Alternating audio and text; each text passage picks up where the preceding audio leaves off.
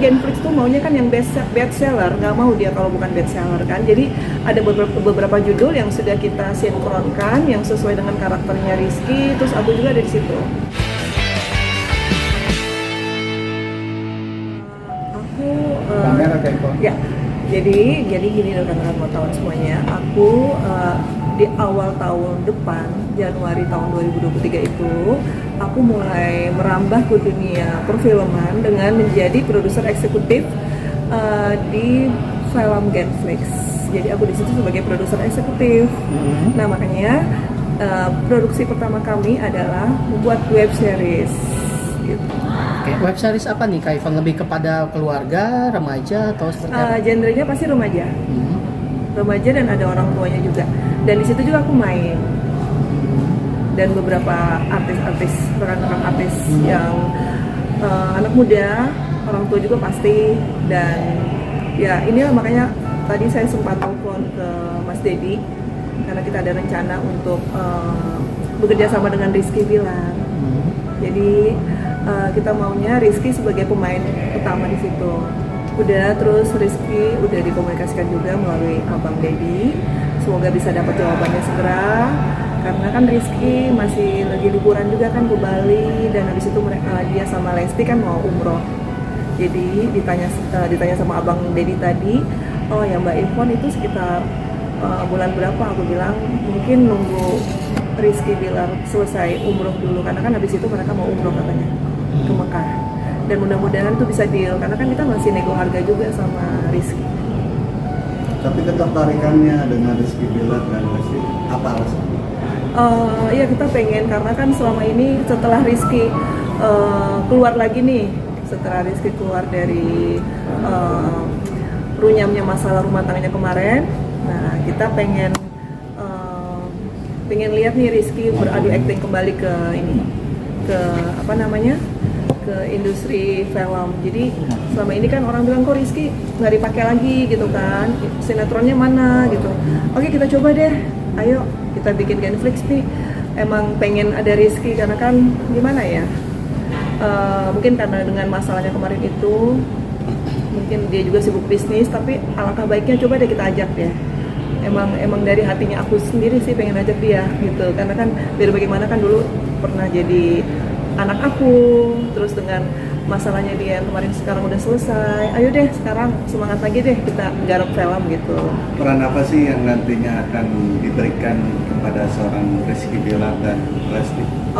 Kita mau peran untuk jadi mungkin dia sebagai ini apa ya namanya ya, pemeran utama sebagai bukan bapak sih, lebih kepada apa ya, tokoh mudanya gitu kan. Biasanya kalau FTV itu kan dia jadi pacarnya kayak apa-apanya kayak, terus nikah gitu. Jadi kita lagi rumbukan dengan sutradara aku juga, kira-kira judulnya apa nih yang, karena kan Genflix tuh maunya kan yang best seller, nggak mau dia kalau bukan best seller kan. Jadi ada beberapa judul yang sudah kita sinkronkan yang sesuai dengan karakternya Rizky, terus aku juga ada di situ.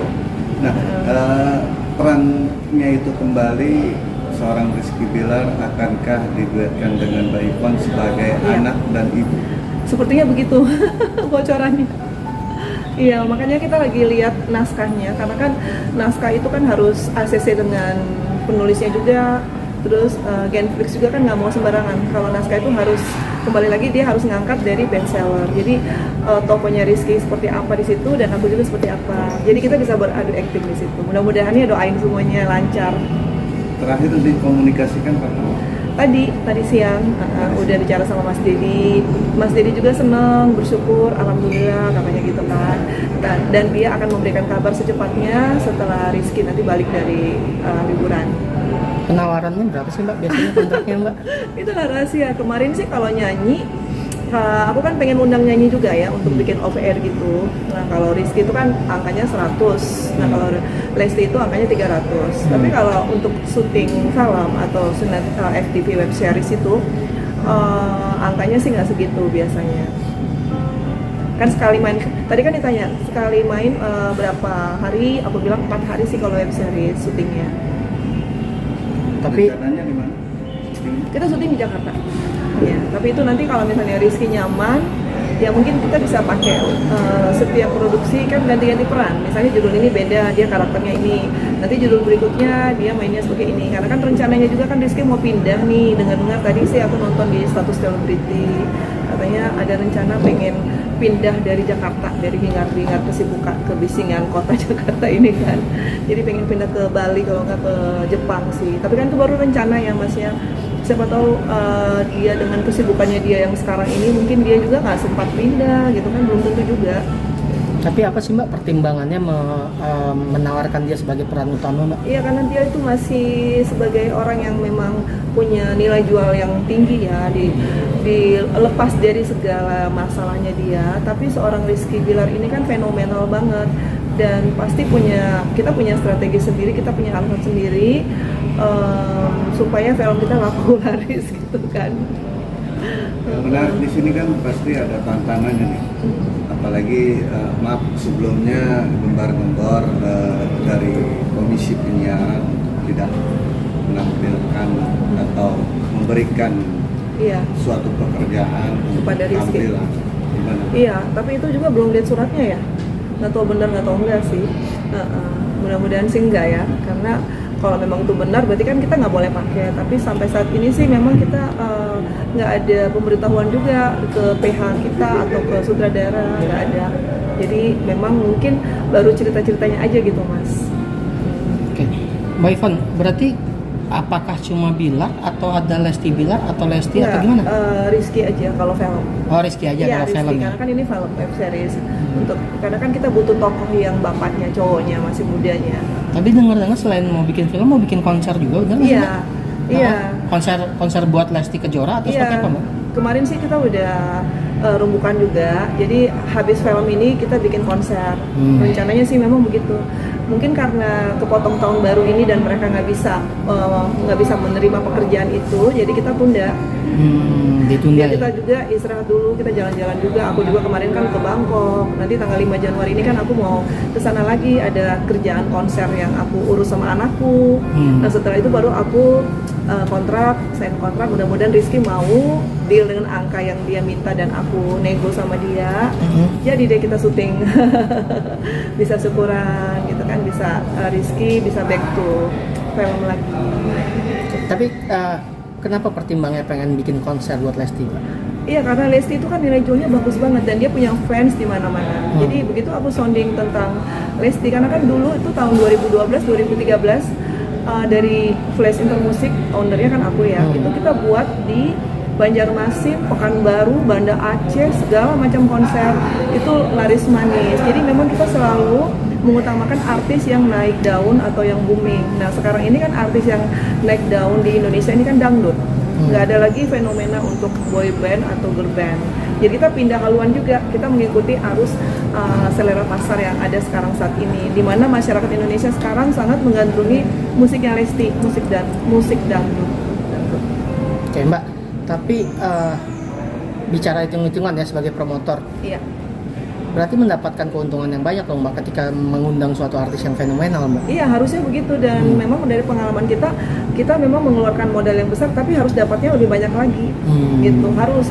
Makanya kita nggak boleh sembarangan untuk kontrak artis, harus yang memang papan atas dan harus yang nomor satu sekarang yang lagi hits lah gitu loh. Dan sekarang kan memang Lesti lagi hits banget. Tapi sudah buka obrolan belum Mbak Udah. terkait konser itu?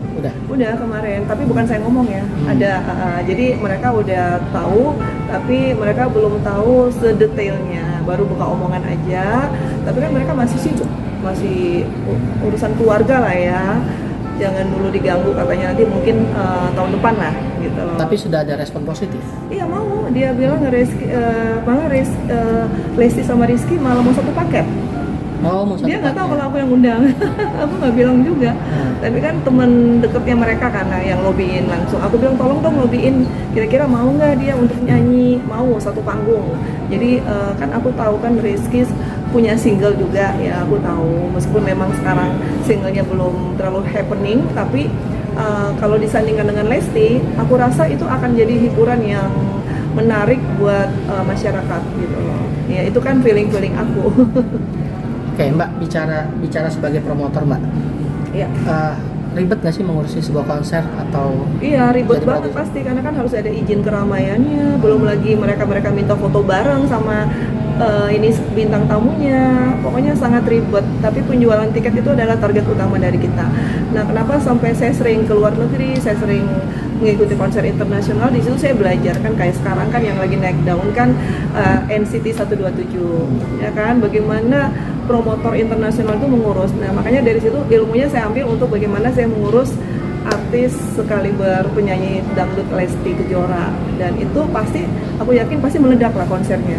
Dan memang tujuan utama saya sih sebenarnya untuk kota Banjarmasin dulu. Oh berarti rencana awal konser di Banjarmasin? Maunya begitu. Kenapa Pak pemilihannya Banjar? Karena Banjarmasin kan suka banget sama dangdut dan mereka cuannya kencang di sana. Sekali kita buka open ini aja langsung gitu kan. Jadi istilahnya kita hanya buka di Twitter, kita hanya buka suara, mereka langsung booking.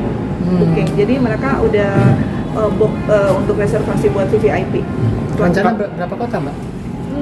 Mudah-mudahan sih 1 bulan sih karena aku juga sibuk main sinetron, paling aku hanya bisa garap 1 bulan hanya 2 kali atau 1 kali. Oh, gitu. Nggak kayak dulu lagi, dulu kan kita tiap minggu tim aku ada di Mataram, aku sendiri ada di Aceh, satu lagi timku di Kendari. Itu 1 bulan minimal 3 kali kalau Kobo Junior dulu. Kalau bicara konser kan bicara nominal, ada tiket Iya. harga kan ya? Iya. Nggak takut kayak kejadian yang kemarin penyanyi cilik kita ngadain konser terus akhirnya tiba-tiba sepi. Siapa ya? Kayak Vera Prayoga. Ada Prayoga Oh iya, di mana tuh dia bikin? di Jawa. Oh. Nggak takut mengalami kerugian Mbak? Enggak, jangan hati-hati makanya pemilihan artisnya. Kalau aku sih, kalau mau bikin konser gitu, aku udah tahu fanbase-nya mereka. Otomatis fanbase-nya Rizky sama Lesti itu kita kerjasama. Jadi meet and greet kita buat, terus kita hibur dengan konsep yang memang lain seperti yang dibuat sama mereka. Kita beda konsep. Dan kita jual VVIP-nya lumayan, harganya lumayan mahal sih. Dan itu harus fans fanatiknya dia. Dan di Banjarmasin aku kan udah connect dengan panitia di sana juga. Kendari juga udah minta. Banyak yang suka ternyata. Berarti bisa dibilang ada 5 kota dong? Iya, 5 kota. Dan mudah-mudahan ya setelah mereka pulang umroh, aku sudah bisa bicara kontrak sama mereka. Lalu di 5 kota itu di angka berapa? Karena Kobo Junior aja itu zaman dulu bagaimana mereka meledaknya, itu bagaimana mengurus timnya aja 15 orang kan. Itu ributnya bukan main. Jadi kalau aku lihat Lesti sama Rizky kan cuma 2 orang ya, tapi kan timnya dia yang banyak.